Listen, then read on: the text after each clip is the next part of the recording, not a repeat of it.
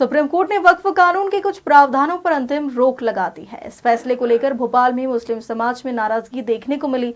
मुस्लिम समाज के नेताओं ने कहा है कि यह फैसला स्वागत योग्य नहीं है और इससे समुदाय में असंतोष है। दरअसल सुप्रीम कोर्ट के फैसले में वक्फ कमेटियों में गैर मुस्लिम सदस्यों की नियुक्ति जैसे प्रावधानों पर अंतिम रोक लगाई गई। इस पर मुस्लिम संगठनों ने गंभीर आपत्ति जताई है। उनका कहना है कि मुस्लिम वक्फ संस्थाएं धार्मिक और सामाजिक संस्था आस्था से जुड़ी होती है।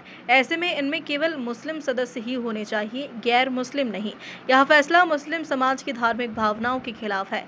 इसके साथ ही समाजजनों ने कहा कि हम सुप्रीम कोर्ट से अपील करते हैं कि वक्फ कानून पर पूरी तरीके से रोक लगाई जाए। सरकार की नजर वक्फ संपत्तियों पर है। तो तमाम हम ही नहीं, संपूर्ण मध्य प्रदेश जो देश इस इंतज़ार में था कि आज वक्फ से संबंधित जो फैसला सुप्रीम कोर्ट का सरकार के खिलाफ आना था, फैसला ज़रूर आया। संतुष्ट हैं हम, लेकिन खुश नहीं हैं, क्योंकि जिस तरह की रोक लगना चाहिए थी वो रोक लग नहीं पाई है। 3 मेंबर अभी भी गैर मुस्लिम उस कमेटी में जो है उसमें रहेंगे।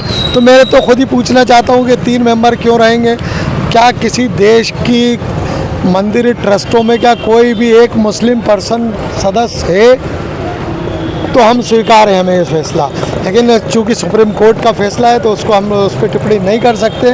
लेकिन एक महत्वपूर्ण फैसला ये हुआ है कि कलेक्टर को जो अधिकार दिए थे वो अधिकार सुप्रीम कोर्ट ने निरस्त कर दिए।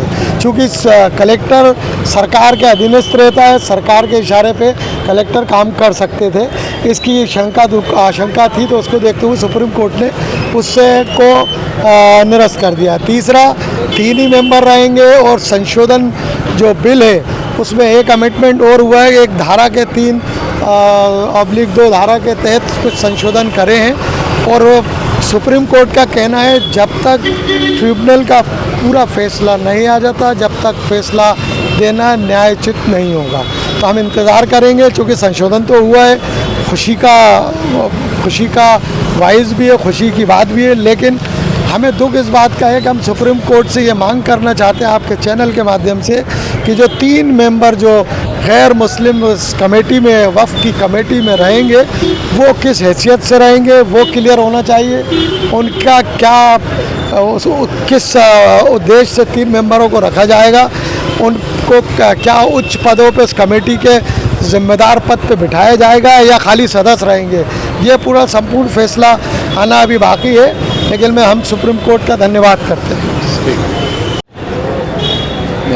आज जो वक्फ अधिनियम पर माननीय सर्वोच्च न्यायालय ने जो फैसला दिया है, हम कहीं ना कहीं उसका स्वागत करते हैं।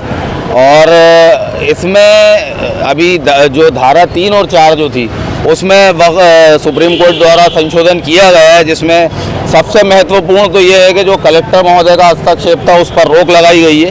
उसके अलावा CEO जो है वो उसका मुस्लिम होना अनिवार्य है, ये अच्छी चीज़ है। और जो एक 3R के अंतर्गत, धारा 3R के अंतर्गत जो गैर मुस्लिम सदस्यों की संख्या बढ़ा दी गई थी, उस पर रोक लगाते हुए कुल 3 सदस्य इसमें रहेंगे।